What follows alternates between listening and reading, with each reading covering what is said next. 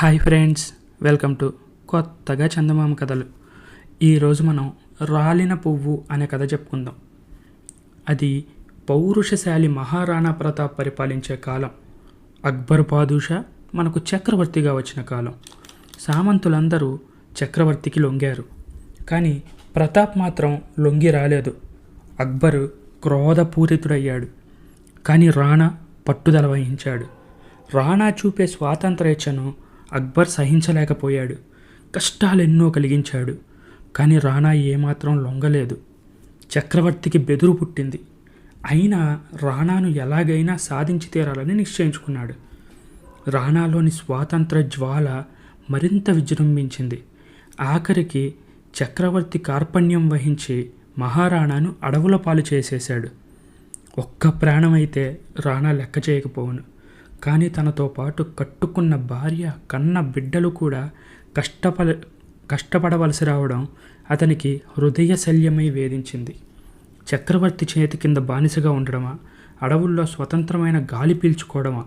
ఈ సమస్యతో రాణా మనస్సు వేగిపోయింది. రెండో మార్గమే తనకు మంచిదని ఎంచుకున్నాడు. రాణా మాత్రమే కాదు, ఆయన సతి సుగుణాంబ, 11 ఏళ్ల కూతురు చంపావతి, 4 ఏళ్ల కొడుకు సుందర్ సింగ్ అందరూ ఈ మార్గమే ఇష్టపడ్డారు. నాటి నుంచి రాణా కుటుంబం అడవుల్లో తలదాచుకుంటూ అజ్ఞాతంగా కాలక్షేపం చేయసాగారు. బిడ్డలిద్దరూ లోకం మరచి అడవుల్లో ఆడుకునేవారు. చంపావతి పువ్వుల దండలు గుచ్చి తమ్ముడి మెడలో వేసి ఆనందించేది. ఒకనాడు పాపం పసివాడు ఆకలికి ఓర్వలేక ఎన్నో రాగాలు పెట్టాడు. అప్పుడు మన చంపావతి, తమ్ముడు, ఈపాటి దానికైనా ఏడుపు అని ఊరడించి కుటీరం లోపలికి తమ్ముణ్ణి తీసుకుని వెళ్ళింది. అక్కడ మహారాణా ప్రతాప్, ఆయన సతీమణి సుగుణాంబ ముతక గుడ్డలు ధరించి దీనమైన వదనాలతో కూర్చొని ఉన్నారు. ఉండి ప్రతాప్ ఒక్కసారిగా పెద్దగా నిట్టూర్చాడు. సతీ, చూశావా విధి విలాపం? ఒకానొక వ్యక్తి మన ఇంటికి అతిథిగా వచ్చి ఉత్త చేతులతో తిరిగిపోవడమా? అయ్యో, నా జీవితంలో ఇటువంటి సంఘటన జరగడం ఇదే మొదటిసారి. రాజ్యస్థానానికంతటికీ మొగుటాయమానంగా వెలిగిన మన చిత్తూరు ప్రభువులకే తలవంపు కదా ఇది. ఛీ, ఈ జాతికే మచ్చ తెచ్చిన నేను బతికితే ఏంటి, చస్తే ఏంటి అని ఏడుస్తూ సోలిపోయాడు. భర్తకు సుగుణ అనేక రకాల ఉపచారాలు చేసి చూసింది. ఆ తర్వాత కొంతసేపటికి మహారాణా తేరుకున్నాడు. ఇంతవరకు ఏ విషయం నాకింతటి దుఃఖాన్ని కలిగించలేదు సుగుణ. నా హృదయం ద్రవిస్తుంది. నెలల తరబడి బస్తులున్నా కానీ నాకు ఇంత బాధ కలగలేదు. మన అక్షయుడు ఆకలి బాధతో చచ్చిపోయినా నేను పట్టించుకోలేదు. అన్నమో అని విలపిస్తూ మన స్వర్ణ మనల్ని వీడినప్పుడు నేను ధైర్యం వదలలేదు. కానీ ఈనాడు ఒక అతిథి నా కుటీరం నుంచి ఆకలి పొట్టతో వెళ్ళిపోవలసి వచ్చిందంటే అది నాకు ఎంత అవమానం, ఎంత శిరచ్ఛేదం. దీనికంటే నేను చచ్చిపోయినా బాగుండేది. ఇలా అంటూనే మళ్ళీ మహారాణా ప్రతాప్ స్పృహ తప్పి పడిపోయాడు. అంతలో చంపావతి తమ్ముడిని వెంట పెట్టుకుని తండ్రి వద్దకు చక్కా వచ్చింది. దిగులు పడకండి నాన్నగారు, మీరనుకున్న అతిథి తన ఉత్తి చేతులతో వెళ్ళిపోలేదు. ఆయన స్నానం చేయడానికి వెళ్ళాడు. ఇప్పుడే తిరిగి వస్తాడు. ఆయనకు భోజనం పెట్టి పంపించే బాధ్యత నాది. నన్ను నమ్మండి అని చంపావతి చాలా ధీమాగా చెప్పింది. ఆశ్చర్యపోయాడు మహారాణా ప్రతాప్. చంపావతిని చేరదీసుకున్నాడు. నువ్వు నా కీర్తిని నిలబెట్టావు చిట్టి తల్లి. అవును, కానీ ఆ అతిథిని నువ్వు ఎలా తృప్తిపరుస్తావమ్మా? ఆయనకు అన్నం ఎలా పెడతావు? నువ్వేం చేస్తావో నాకు అసలు ఏమీ అర్థం కావట్లేదు అని ఆత్రంతో అడిగాడు. నాన్నగారు, 2 రోజుల నుంచి నా వంతు రొట్టెలు అలాగే మిగిలిపోయాయి. వాటిని నేను ఆయనకు వడ్డిస్తాను. ఆయన తిరిగి వచ్చే లోపల మనకు అడవిలో దొరికే ఆకులతో అధరువు కూడా చేసి ఉంచాను. ఇంకా భయం ఎందుకు నాన్నగారు? ఆయన కడుపు నిండా తినే వెళ్తారు అంది. మహారాణా ప్రతాప్ కళ్ళు నుంచి అనుకోకుండానే ఆనంద బాష్పాలు రాలాయి.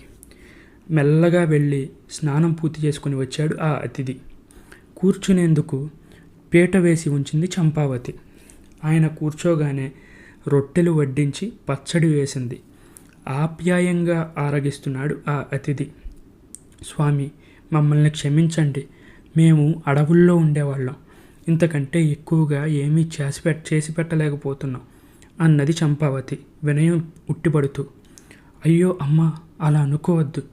ఇంత తృప్తికరమైన భోజనం నేను ఇంతవరకు నా జీవితంలోనే చేసి ఉండలేదు. నువ్వు సుఖంగా ఉండాలి తల్లి అంటూ దీవించి వెళ్ళిపోయాడు ఆ అతిథి. ఈ వార్త తండ్రికి చెబుదామని లోపలికి వెళ్ళింది చంపావతి. కానీ నీరసం చేత అలాగే పడిపోయింది. నోట మాటే లేకపోయింది. మహారాణా ప్రతాప్ వచ్చి చూశాడు. సుగుణావతి పక్కన కూర్చుంది. తల్లడిల్లిపోయాడు మహారాణా ప్రతాప్. ఆయన మనసు వికలమైపోయింది. సుగుణ, దయగల పాదూష కబురు పంపాడు రాజీకి రమ్మని అన్నాడు. అంతలో బయట అడుగుల చప్పుడు వినిపించింది. వచ్చిన వారు ఖచ్చితంగా అక్బర్ పాదూష మనుషులే అయి ఉంటారు అన్నాడు మహారాణా కొత్త జవంతో. వణికిపోతున్న పెదవులతో, కంపించిపోతున్న శరీరంతో చంపావతి గభీమని లేవబోయింది. కానీ లేవలేక పడిపోయింది. నాన్నగారు, పాదూషాదయ ఇప్పుడా తెలిసి వచ్చింది నీకు? రేపు తన ఆస్థానంలో పెద్ద ఉద్యోగం ఇస్తాడు. ఎల్లుండి మళ్ళీ బానిసగా చూసుకుంటాడు. ఇదేనా మనకు కావాల్సింది? దీంతోనే మీరు తృప్తి పడతారా? రాజపుత్ర వంశ పౌరుషం మంట కలిసిపోవడమేనా? మన వంశగౌరవం నాశనం చేస్తారా రాణా? హల్దీఘాట్ యుద్ధంలో రాణా బిడ్డలు సింహపు కొదములు సుమా అని అక్బరుకు చుక్కలు చూపించాం కదా. ఈనాడు రాజీ అనే వలలో రాణా పడ్డాడంటే అది మన వంశానికే సిగ్గుచేటు కదా అని ఆవేశంతో గబగబా పలికి పడిపోయింది. పడిపోవడం ఏంటి, స్పృహ తప్పిపోయింది. వలవల ఏడ్చాడు రాణా. అమ్మా చంప, అటువంటి నీచానికి రాణా ఎప్పటికీ చెయ్యడు. నన్ను నమ్ము. నీ బాధ చూడలేకనే అలా తప్పుడు మాటలు అన్నాను. నన్ను క్షమించు తల్లి. నువ్వు నిశ్చింతగా ఉండు. అక్బరుకు నేను ఎప్పుడూ లొంగను, నన్ను నమ్ము అంటూ ఉండగానే చంపావతి శాశ్వతంగా కన్నుమూసింది. అంతలో బయటపడి, నిజం నిజం, అక్బర్కు లొంగకూడదు అని ఒక గొంతు వినిపించింది. మహారాణా ప్రతాప్ విస్మయంతో చూసేంతలో వెళ్ళిన అతిథి మళ్ళీ తిరిగి వచ్చాడు. రాణా చేతిని తన చేతిలో ఉంచుకున్నాడు. చంపావతిని చూసి బొటబొట కన్నీళ్లు రాల్చాడు. రాణా, పరమ పవిత్రమైన ఈ పువ్వు రాలిపోవడానికి కారణమైన మహాపాపి వీడే అక్బర్. ఈమె పేరు స్వర్ణాక్షరాలతో అప్పుడే చరిత్రకు ఎక్కిపోయింది. నీకు గాని నాకు గాని ఇంతకంటే కావాల్సిందేముంది? ఈ చంపావతి సమక్షంలో దేవుడి సాక్షిగా చెప్తున్నాను, ఇంతటి నుంచి మనకు వైరం లేదు. నీ రాజ్యం నువ్వు నిశ్చింతగా ఏలుకో అంటూ రాణాను ప్రేమతో చేరదీసుకున్నాడు. ఈ కథ మీకు నచ్చినట్లయితే దీన్ని లైక్ చేయండి, మీ ఫ్రెండ్స్ అందరికీ షేర్ చేయండి.